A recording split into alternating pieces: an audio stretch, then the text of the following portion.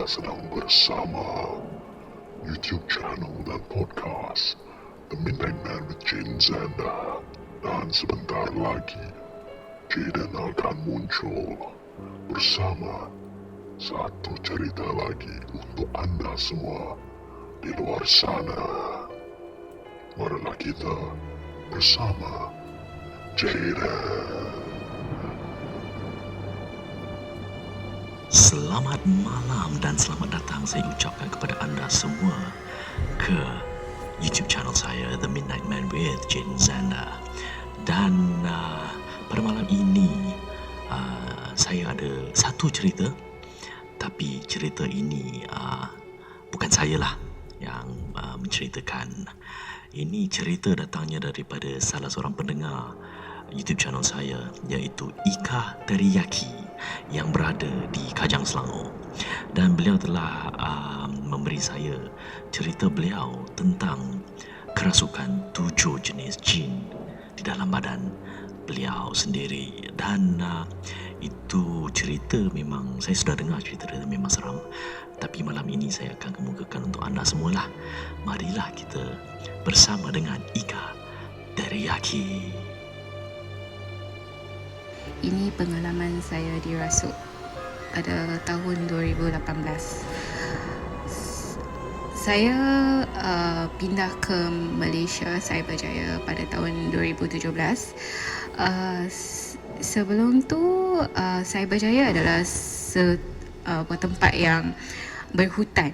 Jadi sebelum mereka potong hutan dan membina kondo dan membina bangunan-bangunan di Cyberjaya, mereka telah panggil seorang ustaz yang terkenal untuk membuang semua jin-jin, hantu-hantu yang ada di dalam hutan. Tapi sudah tentu bukan semua yang dapat dialihkan ke tempat yang lain. Jadi tapak kondo yang saya tinggal tu masih ada jin, masih ada hantu yang tinggal. Jadi mereka terus tinggal di kondo yang saya tinggal tu. Pada sebulan 2 bulan pertama yang saya tinggal sana memang okey, tak ada apa-apa. Jadi cuma kadang-kadang bila saya pulang daripada kerja, pulang daripada keluar di basement kapak, saya ada bau busuk. So saya selalu komen kat suami saya, busuk. Selepas beberapa kali suami saya cakap, jangan tegur lah bau tu bukan busuk sampah, you faham I faham. Sedikit sebanyak tentang suami saya, dia ada mata ketiga, his third eye buka. Jadi dia boleh nampak hantu-hantu atau spirit-spirit ni semua. So lepas tu saya just buat bodoh lah, Tapi makin lama kelamaan benda-benda aneh berlaku di rumah saya. Saya tinggal di studio apartment, jadi rumah saya kecil saja, cuma ada living room, satu bilik dan kitchen, dan satu toilet. So kadang-kadang saya punya lampu on dan off secara sendiri. Kadang-kadang saya punya bidet terbuka sendiri, dan selepas beberapa saat air akan pancut.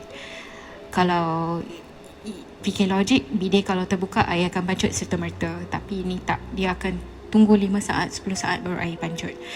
Kadang-kadang barang-barang saya akan beralih secara sendiri. So most of the time saya buat bodoh, tapi kadang-kadang saya marah balik. Untuk saya cakap, kalau saya tak kacau kau, kenapa kau nak kacau aku? Jangan kacau aku, boleh tak?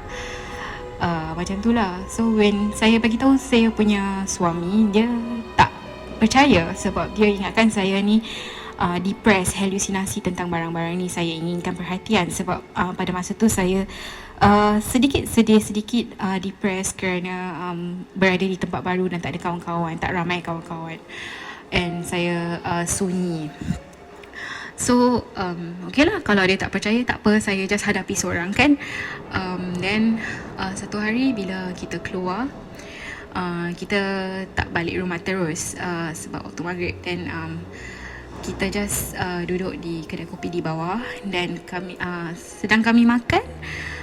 Suami saya tergerak hati untuk lihat di atas dan kira mana kita punya rumah. So dia tanya saya, kenapa awak tak off lampu? So saya jawab balik lah, macam mana saya nak off lampu kalau saya tak on pun. Itulah kali pertama dia tahu yang benda ni benar berlaku. So kali kedua kami pergi ke gym bersama-sama. Benda yang sama terjadi. Lampu on sendiri. So kali ketiga saya dapat mini rasukan. Pada pagi tu saya tak tahu apa terjadi. Suddenly saya pergi ambil gunting dan saya cuba menikam suami saya. Pada masa tu suami saya panik. Dia simpan itu gunting tu. Lepas tu dia cakap tak apa, kami pulang ke kampung dan jumpa pakciknya yang tahu macam mana untuk membuang benda-benda ni semualah. So bila kita sampai ke kampung, saya jumpa pakcik dia. Pakcik dia lihat kepada saya dan cakap, benda tu bukan kat rumah, benda tu dah ikut kau. Kami pun macam this is very scary, sangat-sangat menakutkan. So tak apa, kita tak ada masa untuk berubat kerana adik saya ada di KL untuk holiday. So bila kami pulang, di rumah semua benda on, lampu on, kipas on, aircon on. Saya punya peti ais terbuka. Rumah saya berselerak. So dengan serta-merta saya call adik saya. Nasib baik adik saya dah sampai Singapura, dah sampai ke KL. Dia cakap tak apa, kamu kena datang ke hotel, saya bookkan bilik, kamu stay kat sini, jangan stay kat sana. So 2 hari 2 malam kita stay kat hotel. Ibu saya cakap carilah rumah lain. So kita carilah rumah lain. Dalam masa 2 malam tu kita jumpa rumah lain. We went back, kita pulang ke rumah dalam waktu pagi, waktu siang, dan mengemas, pack semua barang dan just pindah. So lepas tu bulan Ramadan, dan seperti ramai yang tahu, time bulan Ramadan setan semua terikat. So tak ada apa-apa yang berlaku lah di rumah baru, Alhamdulillah. So lepas tu kami pulang ke Singapura, pulang ke kampung, dan bila kami pulang semua okey. Tapi selepas selang 1-2 hari, satu perkara pelik berlaku. Saya pada pagi hari saya okey je, tapi lepas tu bila saya rasa macam saya tertidur, tapi bila saya bangun masa sudah jam 3-4 pagi. Ada beberapa orang lelaki di keliling katil saya. Suami saya di sebelah saya sedang membaca ayat-ayat Quran, dan di depan saya ada seorang ustaz. Ustaz tu tanya, awak okey? Awak okey? Awak boleh dengar saya? Tapi saya hanya tak mampu jawab.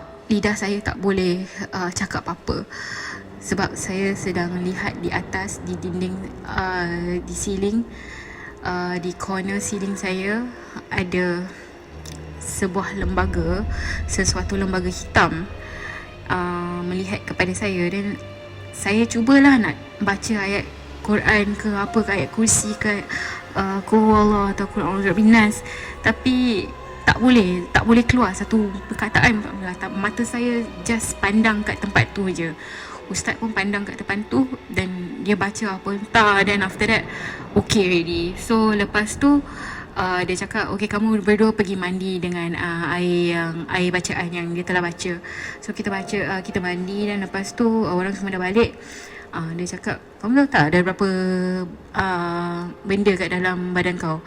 Dia cakap, tak tahu, 1, 2. Dia cakap ada 7. I don't know what. 7 spirits, 7 setan di dalam badan saya yang mengikut saya selama beberapa bulan. Dan dia kata, oh ya ke? Dan I was like, teruk sangat ke? So husband saya pun ceritakan semasa saya dirasuk tu, ada beberapa benda yang saya lakukan. Saya cuba membunuh suami saya banyak kali dengan pisau. Bila mereka sembunyikan pisau tu, saya tahu mana saja pisau tu disembunyikan. Di servis yard saya, dinding dia setinggi 1.5 1.6 meter, dan saya berjaya untuk memanjat dinding tu dan cuba untuk membunuh diri. Saya tinggal di tingkat 22, so kalau saya jatuh tu memang sah saya mati. Dan lepas tu dia cakap saya melawan beberapa orang lelaki ketika saya nak membunuh suami saya. Dan yang paling mengerikan bagi saya lah, bila suami saya cakap kat saya, tak ada, orang semua dah balik, dah tak ada orang kat luar tu. Saya pun jawab, jangan bohong, kenapa dia ada kat sini? Kurang daripada 15 saat, loceng rumah saya berbunyi, ustaz sampai. Saya tak tahu macam mana saya tahu, sebab selama saya dirasuk, mereka simpan saya di dalam bilik. So saya tak mungkin nampak ustaz tu jalan ke, tak nampak apa-apa lah. So how do I know that ustaz tu dah sampai? So itulah pengalaman saya dirasuk pada tahun 2018. Sekarang saya kurang rasukan, tapi saya tidak digalakkan pergi ke tempat-tempat seperti air terjun, forest trails, rumah-rumah yang sunyi. Ada pantai juga yang saya tidak digalakkan pergi. Ada sekali saya dan suami saya memandu pas kawasan yang ada waterfall. Saya almost dirasuk lagi, tapi kami dapat mencegah lah. Suami saya baca doa dan buka ruqyah di dalam kereta. Satu kali lagi ada Pontianak mengikut kereta kami selepas kami pergi ke rumah seseorang kenalan yang ada sungai kat tepi rumah dia. So kami pulang pada waktu malam, dan Cik pun ikut kami pulang, dan kereta belakang pun hon-hon kat kereta kita. Kita ingatkan tayar flat ke apa. Besok bila suami saya toleh keluar daripada kereta ke belakang, dia nampak Cik dia pun cepat-cepat on ruqyah dan kami drive away. So itulah pengalaman saya. Saya banyak lagi pengalaman sejak saya kahwin dan sejak saya tinggal di Malaysia ni. Tapi itu je lah yang saya ceritakan pada kali ini. Mungkin lain kali Jaden nak interview saya lagi. Okay, thank you. Terima kasih Ika Teriyaki kerana menyumbangkan cerita anda yang seram itulah kan. Dan memang saya tentang kerasukan ini semua memang menyeramkan lah. Kalau sesiapa yang tak pernah melihat kerasukan memang tak tahulah kan. Tapi kepada anda semua di luar sana yang pernah menyaksikan kerasukan seseorang, memang anda tahulah betapa peritnya keluarga. Dan itulah cerita daripada Ika Teriyaki. Dan mungkin di masa-masa akan datang saya akan memberi peluang kepada Ika jugalah untuk memberitahu cerita-cerita hantu beliau. Tapi untuk malam ini itulah saja cerita kerasukan salah seorang pendengar YouTube channel saya. Dan saya akan kembali pada minggu hadapan dengan cerita yang baru daripada koleksi-koleksi saya. Dan anda di luar sana, daripada saya, selamat malam.